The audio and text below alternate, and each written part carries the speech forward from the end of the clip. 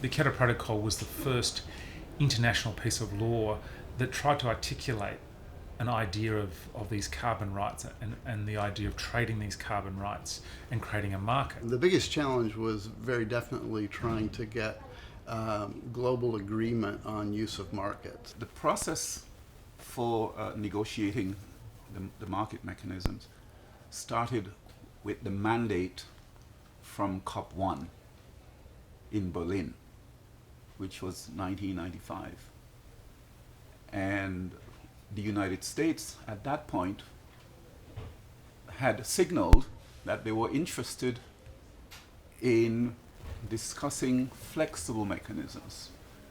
So we weren't talking about carbon trading at that point, we were talking about flexibility.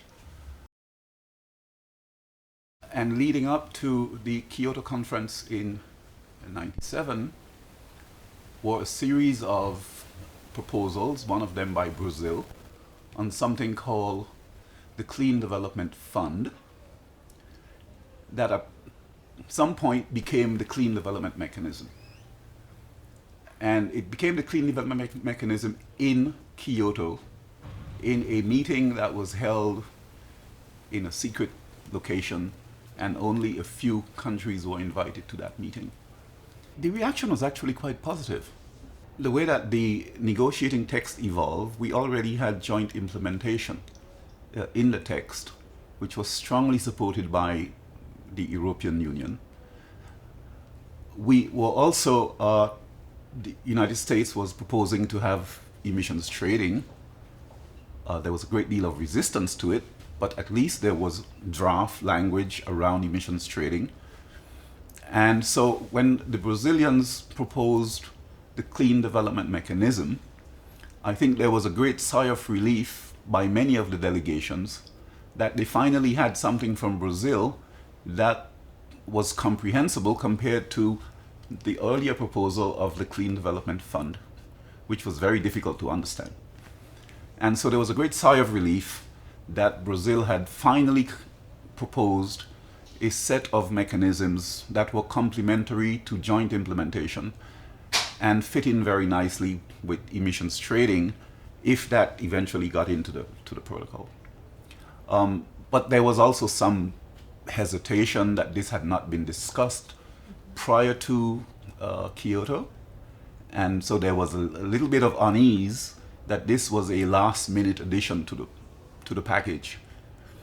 But it was supported by the Americans, it was supported by the Europeans, and obviously Latin America was very supportive of the Brazilians, and eventually the Group of 77 and China came on board. It was such a new thing. We had done it in the US on acid rain trading, but it was not a tool that had been used many other places.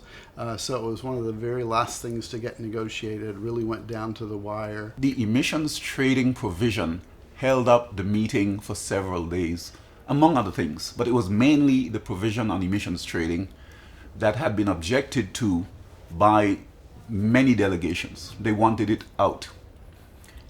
And the United States had insisted that it must be in, and at one point the US delegation had threatened to walk out and had to be brought back into the meeting after consultations with the head of the EU delegation. I think one of the other great challenges of it was just the sheer exhaustion for negotiators, which is probably something that continues. But I think the whole second week I slept 1 to 2 hours a night for a week, and it was just a brutal thing.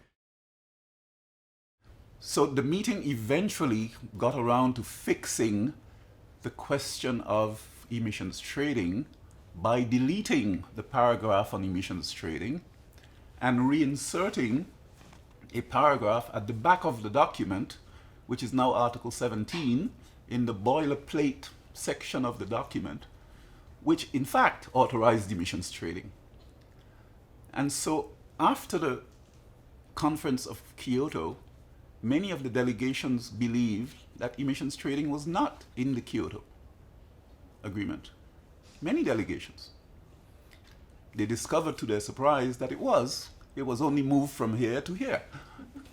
And I think that led to a lot of hard feelings among some delegations, who then wanted to make sure that every provision that went into future documents, like the Marrakesh Accords, had to be systematically reviewed and nailed down watertight, that it could not be manipulated in any way.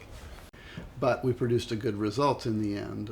Maybe not the result that was perfect in our view, but it was something that was workable.